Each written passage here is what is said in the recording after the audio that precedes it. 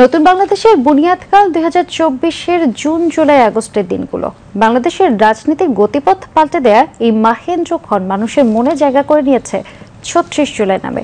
এ জনপদের অপরিসীম ত্যাগ ও অনন্য সাহস সংগ্রামের গৌরবময় দিনগুলোর ঘটনাবলী সবার কাছে তাই অপরিসীম গুরুত্বের। কেমন ছিল দুনিয়া কাঁপানো জুলাইয়ের দিনগুলো? লাল জুলাইয়ের বিপ্লবী সময়রেখার উপর নজর বুলাতে আমাদের এবারের আয়োজন।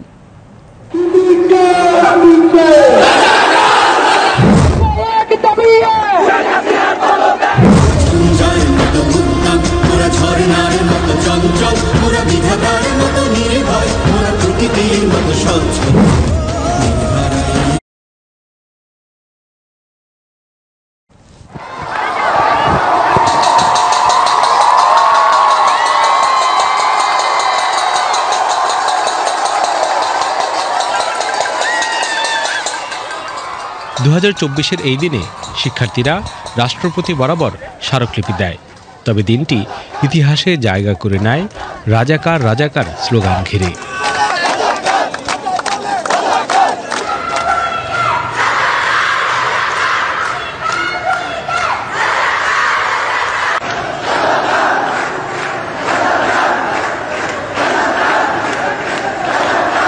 সংসদে আইন পাশের লক্ষ্যে জরুরি অধিবেশনের আহ্বান ও 24 ঘন্টার মধ্যেই মিথ্যা মামলা প্রত্যাহারের দাবিতে গণপদযাত্রার মাধ্যমে রাষ্ট্রপতি বরাবর স্মারকলিপি পেশ করে বৈষম্য বিরোধী ছাত্র আন্দোলন। বঙ্গভবন থেকে বের হয়ে দাবি মানতে 24 ঘন্টার আলটিমেটাম দেন আন্দোলনকারীরা।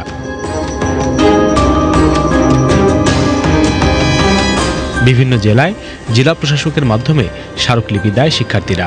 এদিন রাতে ঢাকা বিশ্ববিদ্যালয়ে সমন্বয়ক আসিফ মাহমুদের উপর হামলা করে ছাত্রলীগের সন্ত্রাসীরা। তবে পরিস্থিতি ভিন্ন দিকে মোড় নেয় রাতে শেখ হাসিনার সংবাদ সম্মেলনের পরেই, যেখানে তিনি আন্দোলনকারীদের রাজাকারের নাতিপুতি হিসেবে উল্লেখ করেন। স্বাধীনতার চেতনার পুরনো ধান্দা আবারও সামনে আনেন। মুক্তিযোদ্ধাদের নাতিপুতিরাও পাবে না, তাহলে কি রাজাকারের নাতিপুতিরা পাবে? সেটা আমার প্রশ্ন, দেশবাসীর কাছে প্রশ্ন। মুহূর্তেই ফুঁসে ওঠে ছাত্র সমাজ। ঢাকা বিশ্ববিদ্যালয়ের হলগুলো থেকে শিক্ষার্থীরা দলে দলে বেরিয়ে আসেন। বিধিনিষেধ ভেঙে রাত দুপুরে বেরিয়ে আসেন নারী শিক্ষার্থীরাও। ক্যাম্পাস পরিণত হয় অগ্নিগর্ভে।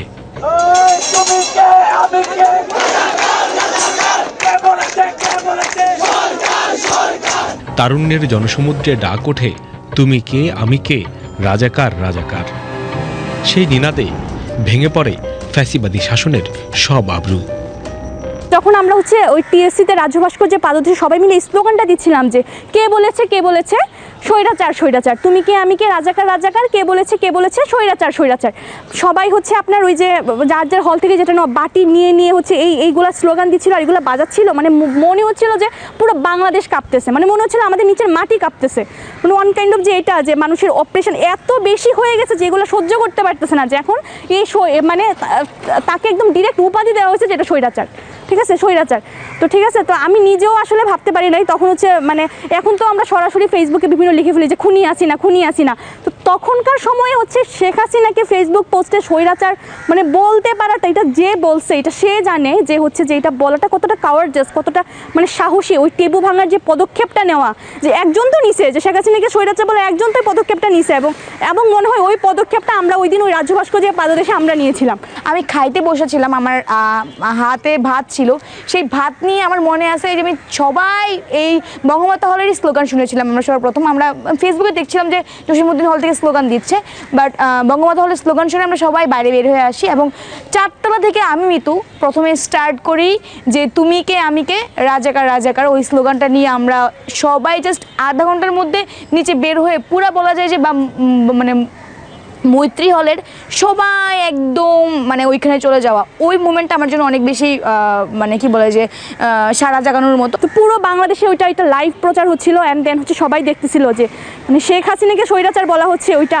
তো ঠিক আছে, তো এর পরের দিনই আমরা দেখি যে আমাদের উপর অ্যাটাকটা আসে ছাত্রলীগের পক্ষ থেকে। মানে এইটা সরকারকে এতটাই নাড়িয়ে দিয়েছিল যে ওই স্বৈরাচার যে আপনার ওই স্লোগানটা যে আমাদের উপর এইরকম একটা হিংস্র জঘন্য একটা ওরা এগুলো নিতে পারতেছিল না, যে আমাকে স্বৈরাচার বলতে পারে। উনি তো এমনি অনেক বেশি মানে কি বলবো, শেখ হাসিনা অনেক বেশি দাম্ভিক, ঠিক আছে। আগে হচ্ছে আমরা এতটা মানে হচ্ছে বলতাম না প্রকাশ্যে, আমাদের মনে হতো বিভিন্ন কাজে, কিন্তু ওই দিন মানে অ্যাকচুয়ালি ওনার আসল রূপটা যে একটা মানে হচ্ছে যে আপনার ভয়ঙ্কর একটা দানবীয় রূপ, মানে ওইটা হচ্ছে স্লোগানের মাধ্যমে ফুটে উঠছিল তখন। ফ্যাসিস্ট শেখ হাসিনার কটূক্তির প্রতিবাদে এদিন রাত দুপুরে বিক্ষোভ হয়েছে ঢাকার বাইরেও।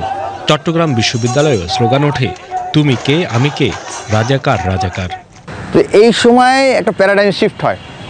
এতদিন পর্যন্ত সবাই বলছিল যে আমরাও কোটা চাই, ছাত্রলীগও বলছিল আমরা কোটা সংস্কার চাই, শিক্ষার্থীরা বলছিল আমরা কোটা সংস্কার চাই, সবাই বলছিল কোটা সংস্কার চাই। কিন্তু 14 তারিখের পর থেকে আপনার এই সময় থেকে পুরো প্যারাডাইম শিফট হয়ে যায়। যে তখন এইরকম হয় যে এক পক্ষে বলছিল তুমি কে আমি কে, বাঙালি বাঙালি, অন্য পক্ষে আসছিল যে তুমি কে আমি কে, রাজাকার রাজাকার, এই ধরনের স্লোগানগুলো আসছিল। ওই দিন ওরা বুঝে গেছে যে শেখ হাসিনার টাইম শেষ। কারণ শেখ হাসিনা যে পবিত্রতা তৈরি করছিল, স্যাক্রেডনেস তৈরি করছিল তার ফ্যামিলি তাকে নিয়ে, এইটা ছিল তার ক্ষমতার ভিত্তি। তার ভিত্তিটাকেই তারা ওই দিনে অ্যাটাক করে ফেলছে, এবং যার কারণে এখানে মানুষের সম্পৃক্ততা আরও বেশি বাড়ছে, কারণ তারা শেখ হাসিনাকে অ্যাটাক করতে পারছে। ওই দিনের আগে পর্যন্ত কিন্তু কেউ শেখ হাসিনার বিরুদ্ধে কিছু বলবে যে বাংলাদেশে সব কিছু সম্ভব, শেখ হাসিনার অপবিত্রতা সম্ভব না, বিষয়টা দাঁড়িয়ে গেছিল এরকম। তো এই যে বিষয়গুলো, এগুলা খুব বেশি ইম্পর্টেন্ট ছিল প্রত্যেকটা জায়গায় গণমানুষকে ইনভলভ করার ক্ষেত্রে, এই মুভমেন্টে ইনভলভ করার ক্ষেত্রে ওই বিষয়গুলো খুব বেশি জরুরি ছিল।